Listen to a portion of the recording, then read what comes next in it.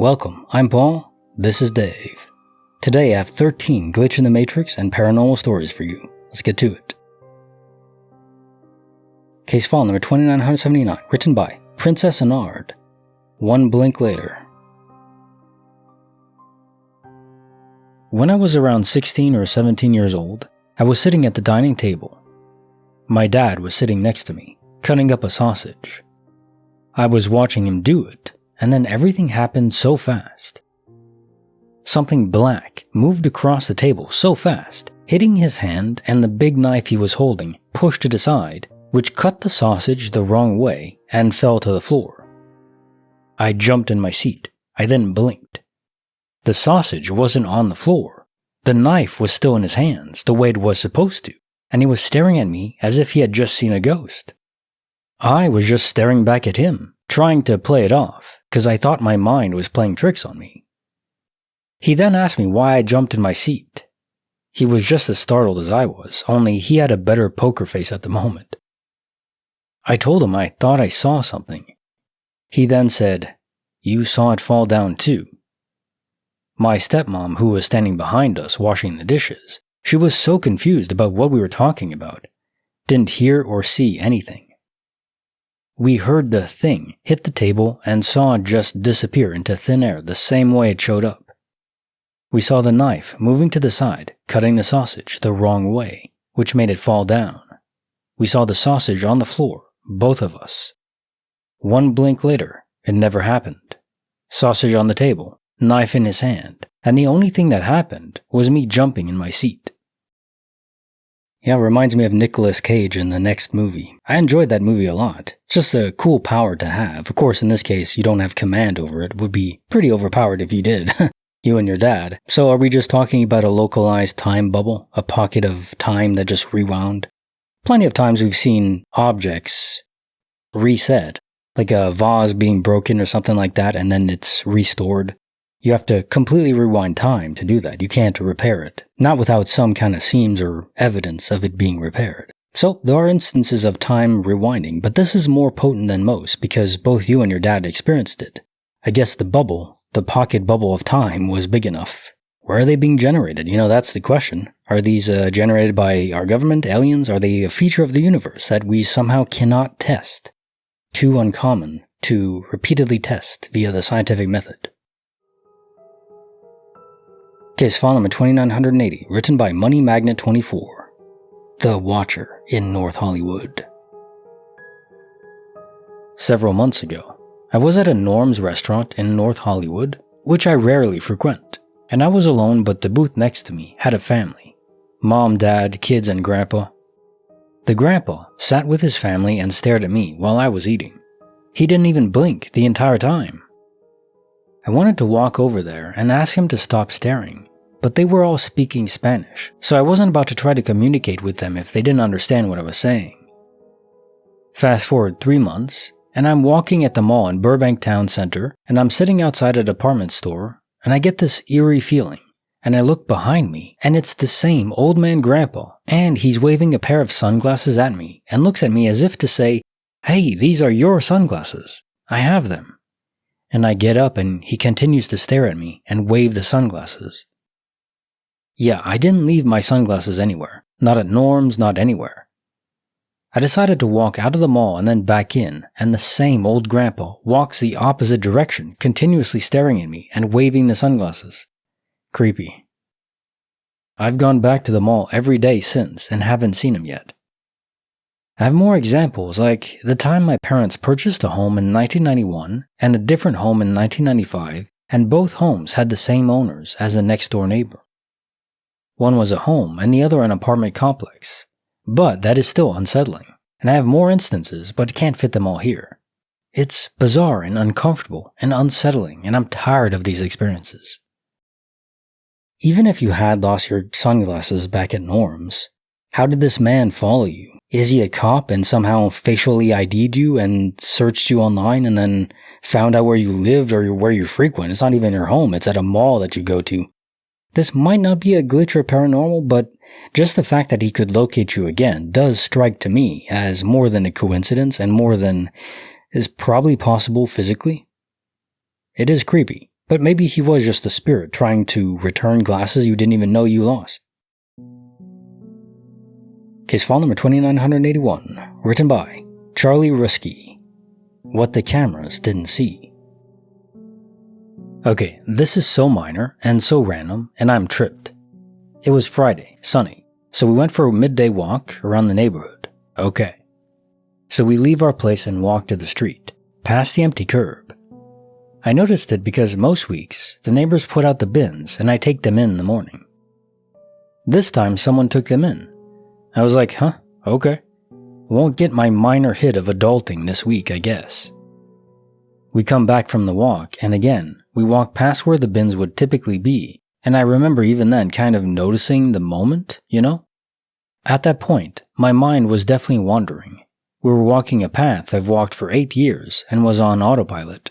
Then I remember becoming suddenly very aware, passing that spot. No one said anything. We go inside. I putter around the house a bit, drink my latte, go to do the dishes. Classic day off type crap. Our sink is in front of a window facing the street, aka the curb. Makes doing dishes much more scenic. I grab the sponge or whatever, look up and see the garbage bins? By the curb. I remember this making me uneasy. I'm like, okay, I guess I'm really misremembering things. That's so flucked. Have my years of poor choices caught up to me? Like, fluck, am I going crazy? Then my roommate comes in and I'm like, hey, I'm gonna go outside and bring the bins in. She's like, what? They're already in. I'm like, go look. She does. Then both her and I freak out for a minute and are like, this is wild. She also swears to God that she noticed the bins not being on the curb on our walk. Only rational explanation? Neighbors have a grandma who's got Alzheimer's. She must have been confused and put them out again thinking it was Thursday. Okay, makes sense. I feel odd as I bring them in. Totally forgot about this. Until just 30 minutes ago on this fine Sunday night, my stressed out roommate randomly was like, oh yeah, remember the trash cans? I checked the security camera. The neighbors installed a security cam by the building's front door because of the aforementioned confused older grandma and gave us the password. We freaked the fluck out again. She checked the feed, and no one did anything with the bins or even left the building in the 30 minutes or so between us getting home and me going to do the dishes.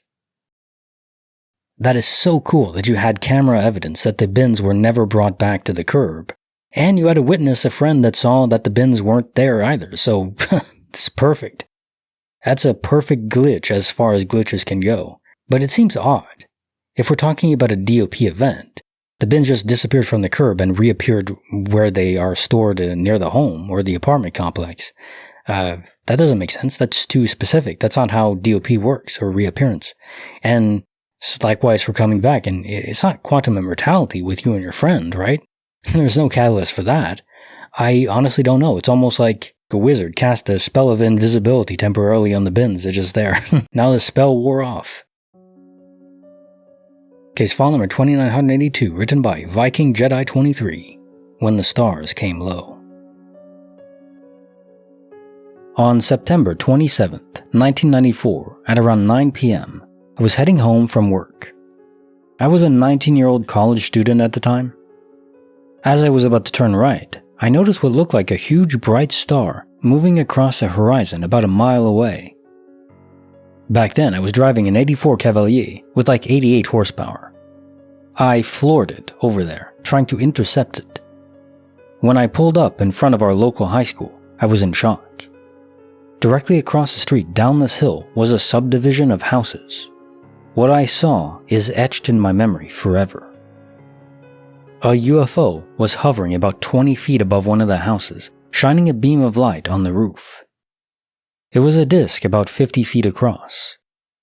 The bottom of it was completely covered in these small white lights, and directly in the center of the bottom was a huge red light. The beam of light was coming out of a rectangular opening on the side of it. It almost looked like a huge window. The opening was probably 15 feet long by 6 feet high. The only thing you could see in the opening was intense bright white light. After a couple of minutes, I decided to drive down the hill to get closer to it. Crazy idea looking back now, but that's what I did. The only rules I gave myself were don't get out of the car and park in a way I could quickly take off. So I drove down there with my windows rolled down. At that point, I was almost directly under it. It was about 50 feet away, looking up at a 45-degree angle. I can tell you straight up, it didn't make a sound, and nobody in the subdivision knew it was there. Almost as soon as I got near it, the UFO apparently noticed I was there and immediately moved away from me. It slowly glided in the opposite direction and hovered over another house, shining a beam of light on its roof. This whole thing lasted about 5 minutes. Then I noticed a car at the top of the hill at the high school started leaving. I was like, why the hell are you leaving with a UFO here? I don't really understand what happened next. As the car leaves, the UFO leaves too. It glided up over the trees out of the subdivision in the direction the car was going. I stopped on the gas to get back up the hill to follow them. When I got to the top, there was nothing. The UFO and car were both gone. It's like they vanished. I drove around a while trying to find them, but never did. I even called the local news to see if anybody had reported seeing anything, but they said no. It's been almost 30 years since it happened, and I remember it like it was yesterday. Whatever it was I saw wasn't from Earth. The technology displayed was far beyond us even now, and the lights, I've never seen lights that bright before. It was extremely bright, almost like the light was a solid. The most eerie thing is nobody knew it was there. 40 plus houses at 9 p.m. when most are still awake, and not one person had a clue it was 20 feet above them. Oh, I love a meaty UFO story. I think we all do, don't we? Now the car at the top of the hill, that is the most important part. Are we talking about the government having some clandestine operation going on and this wasn't a alien but a somehow extremely advanced aircraft that even today we don't think we could build? Maybe the military is that more advanced? I don't really think that's the case. Maybe it isn't the military. Maybe it's a CIA or NSA or some other covert branch that was testing some advanced technology that is separate from the military. Conceivable, I guess, but it does seem like it's so advanced to create light that pure and bright and to make an aircraft that makes no sound at all. I don't think we can do that unless we figured out how to cancel out gravity, and to do so doesn't produce any sound. But that kind of tech, I mean, would the government keep it a secret? Maybe. But then is it just the US government that has this knowledge? And that secret has stayed with them? UFO sightings are concentrated in the US, so it does strike me as plausible because of that. So that is a clue that maybe it is related to our own government. But it's not exclusive to us, so maybe we're flying them in other countries too. I guess if you have this kind of tech, you would use it, right? I'm just completely spitballing here. It overall does still strike me more as an alien vibe. And maybe this car was just sent to observe it. They detected it via radar and they wanted to see. But what happened to the car? Did the UFO take it? That would be a bad assignment for whoever was sent to spy on it. They did not go home. Case file number 2983, written by Are You Human to Me? The Goblin That Wasn't a Game. This memory still unnerves me. Was 5 or 6, I think. I lived with my grandma then. Not the best part of town. I was heading back home after playing outside with other kids. When I was entering Grand's apartment house, I heard someone running behind me. I looked back on my way to the elevator to see a man hurry to get through the front door before it locked after me, maglock. Kids turn everything into a game. I probably imagined that this man was a hungry goblin chasing after me, and I needed to hurry back to the safety of Grand's lair, or some playful crap like that. I don't really remember. I should mention that this was 93 or 94. It wasn't a very safe time to live in my country. So I decided that it would be dumb to stand and wait for the elevator. The goblin is closing in, and I should run up the stairs. My Gran lived on the 6th floor. I run up the stairs, but I can hear the man running behind me. I drop the pretense and get a little worried. Why would a grown-up run up the stairs? Grown-ups don't like stairs. They always wait for the elevator. I can hear the man's heavy steps, him panting. He's one floor behind me, and he's going fast. By floor 4, I'm already crapping bricks. All I can think of is all these times my mom or gran would warn me to never stay alone with strangers. That kids are getting taken all the time. I made it to 6 and hit gran's doorbell. Loud little things that would make your teeth hurt. I can hear the man breathing heavily, still on the floor below. But no steps. He stopped. Then steps again, but slow and sounding like he's going back down. My gran opened the door fairly quickly, and the second she did, I jumped right into the flat. Pretty sure I completely forgot about the whole thing 2 minutes after, and never told my gran, of course. This memory had surfaced 5 or so years ago. I was laying in my bed, eyes wide. What the hell was that? Was I really this close to... I don't even know. Is this even a real memory? Maybe I don't remember it right. Maybe I imagined it. But it still keeps me awake sometimes. Your mom and gran taught you well. You were so young to be on your own, too. I mean, I guess it makes sense. You want to have some autonomy as a kid. My parents were like that, too. I would just roam around all day outside. Good times. But that was more of a rural area. You know, we always speak of demons and glitches and stuff like that, and it's good times. Interesting. But human beings, that anyone could even think of harming a child is inconceivable to me. But there are those dark hearts out there that they're not demons, but they are demons. You know, they can't zip out in a cloud of dark smoke, but they're demons. Yeah.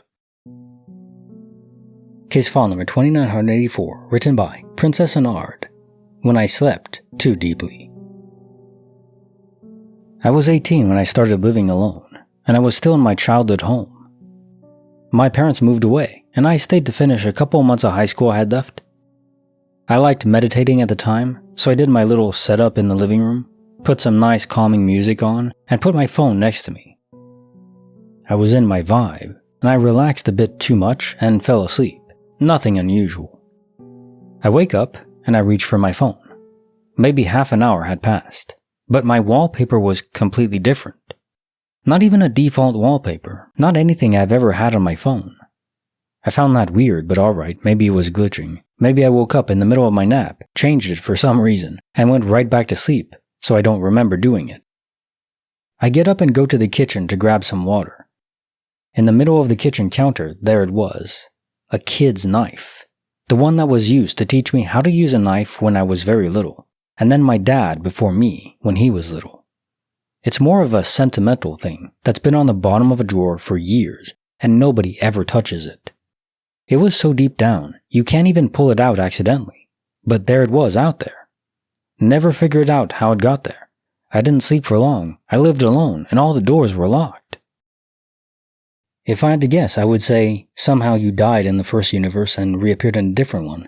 That's why your wallpaper was different on your phone. I don't think you would sleep, change your wallpaper, and then also retrieve this kid's knife.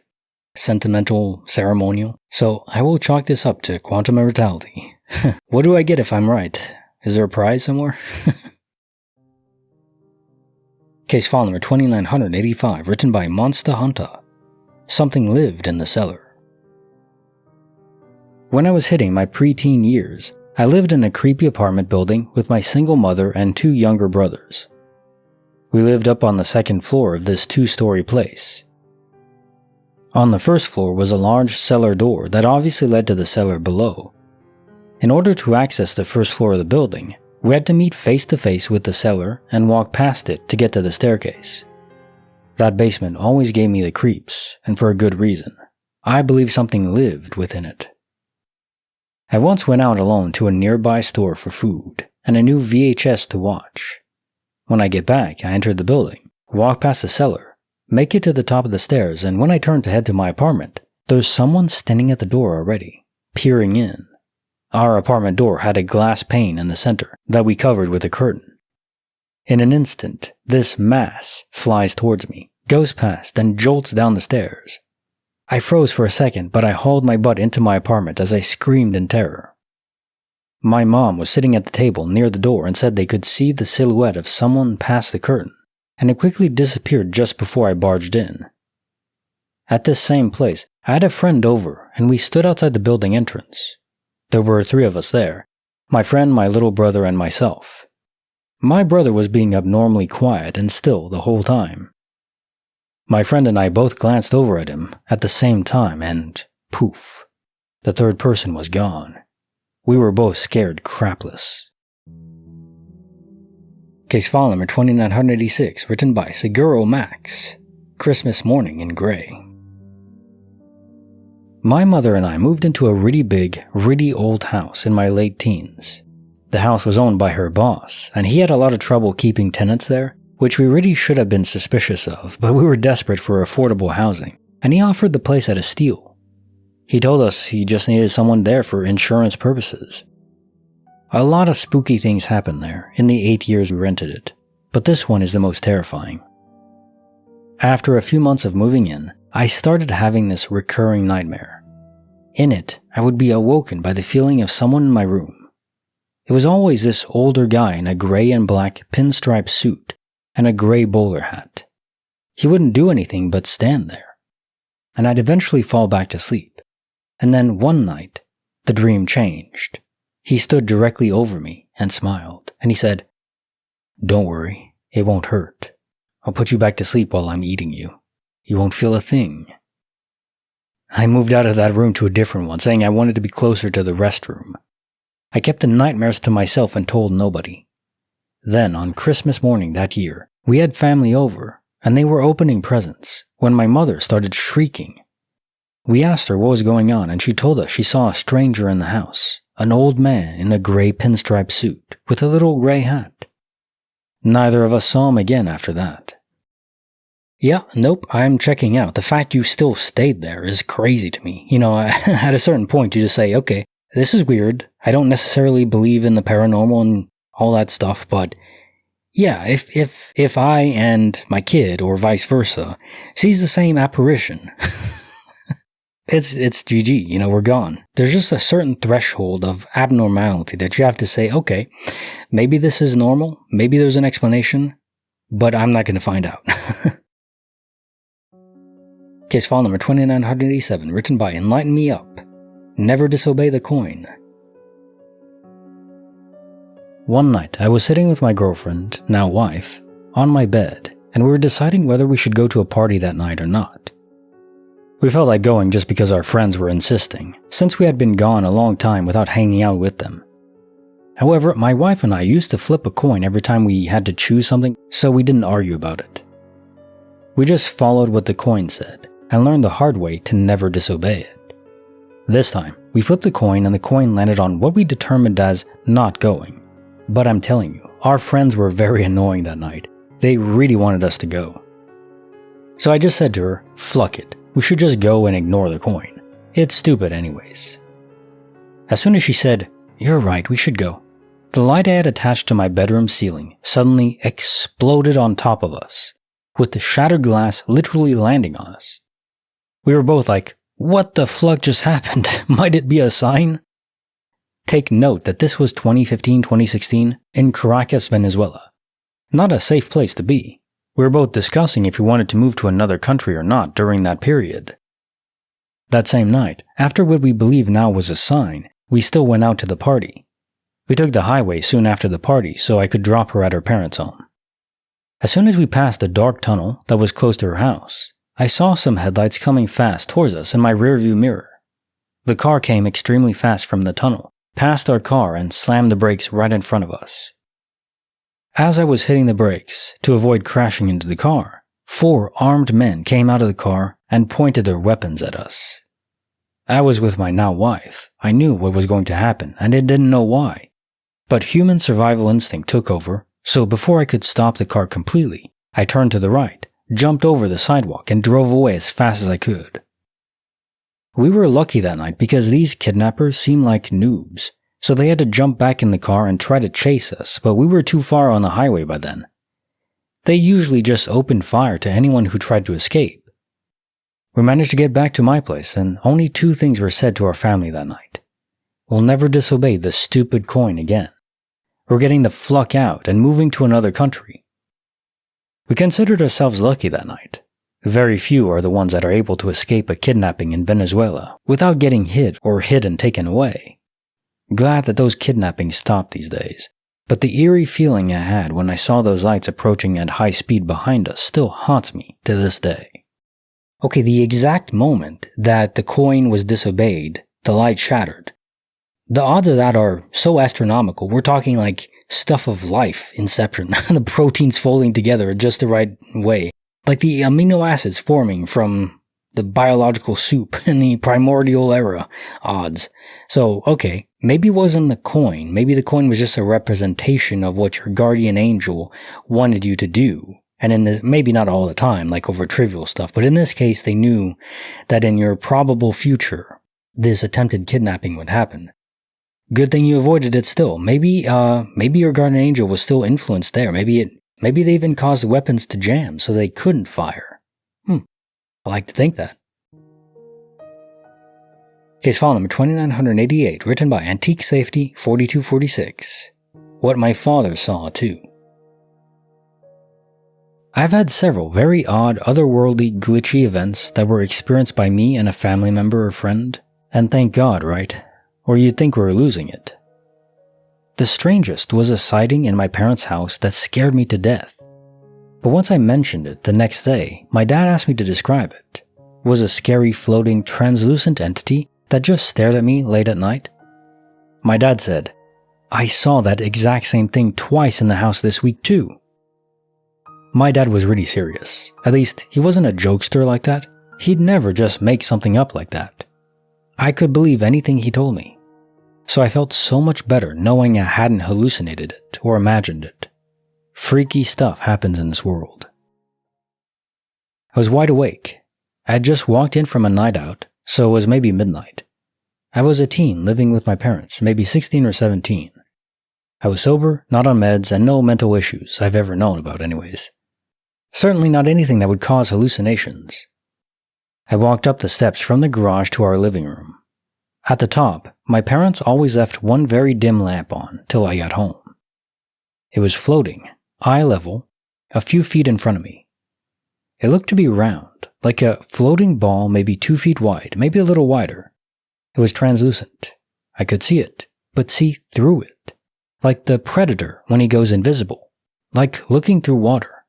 There's something there, but it's clear or translucent. It had 2 eyes. It was watching me intently.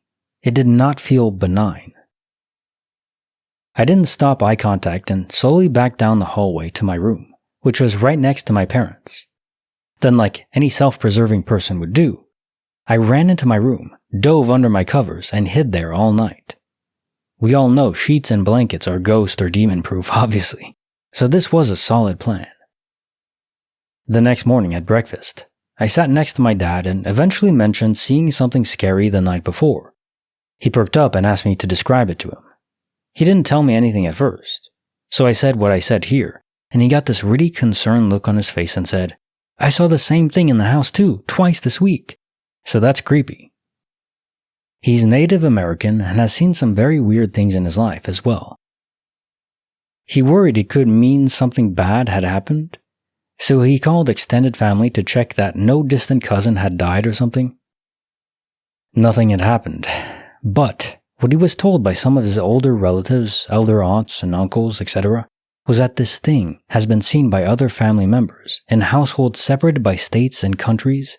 Half our family is in Canada, especially the native side.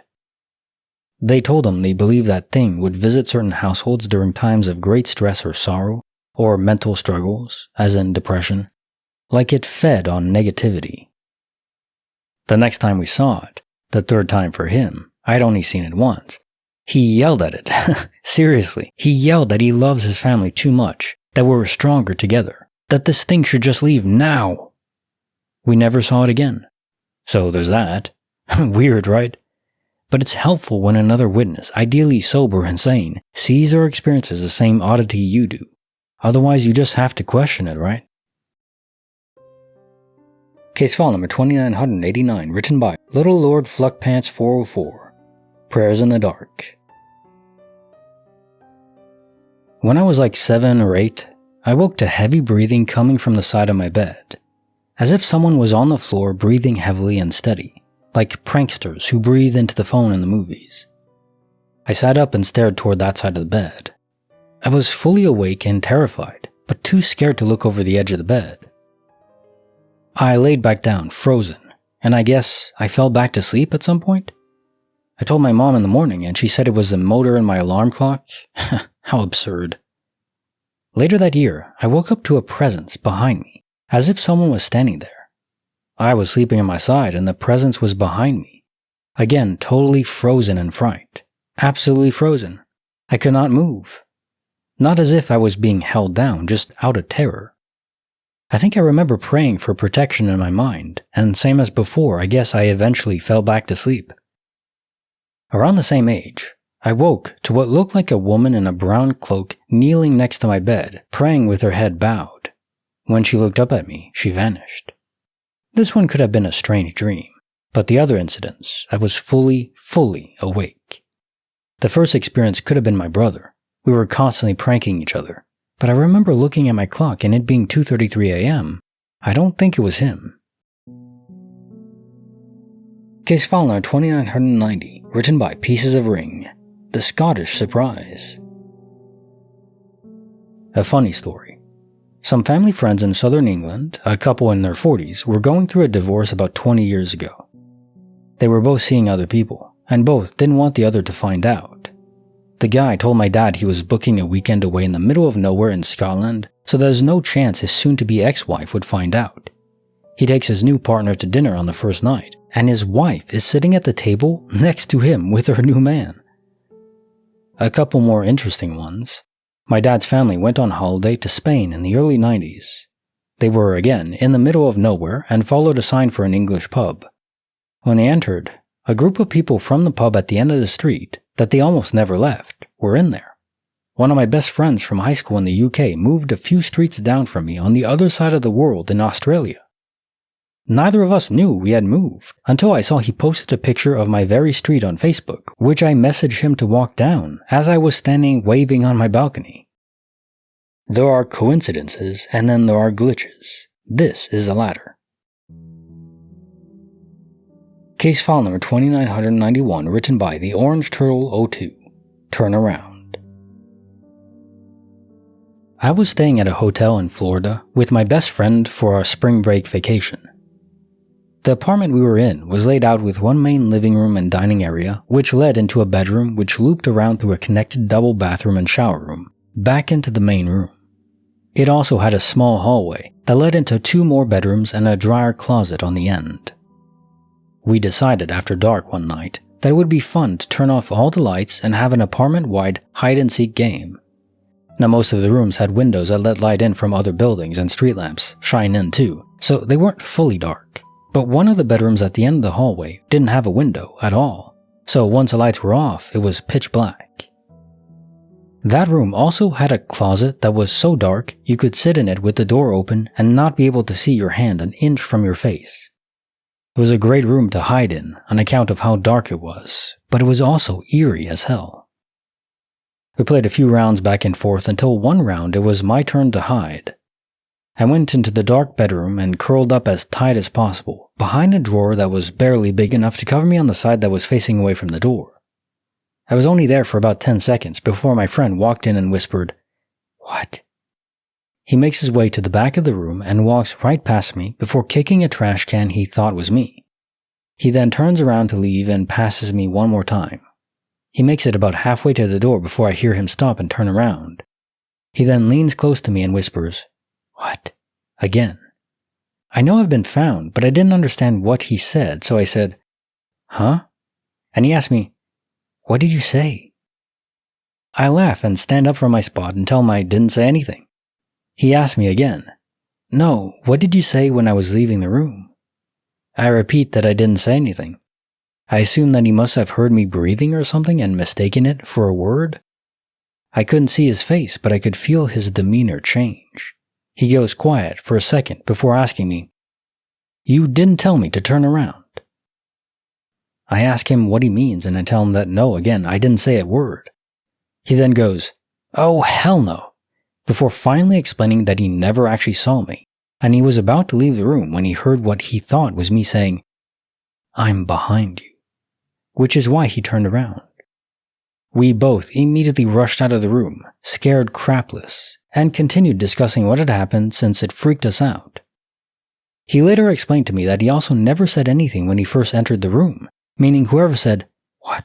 the first time was also not one of us. Felt bad because that was the room he had to sleep in, and he kept claiming weird stuff was happening to him at night for the rest of the trip. The only appropriate word for this is scary. He was still stuck in that room. He couldn't just get a different room. Now time for the jokes of the day. I told my wife, "Your underwear is way too tight." She said, "Then wear your own." A man texts his wife, "I get hit by a car. Paula took me to the hospital. I have a collapsed lung, lost 4 teeth, both arms are broken, and the doctor thinks I'll probably lose my left leg." The wife replies, "Who the hell is Paula?" Uh-oh. He has many physical injuries, but those aren't his biggest problem. Man goes to the doctor and says, "Doctor, I think my DNA is backwards."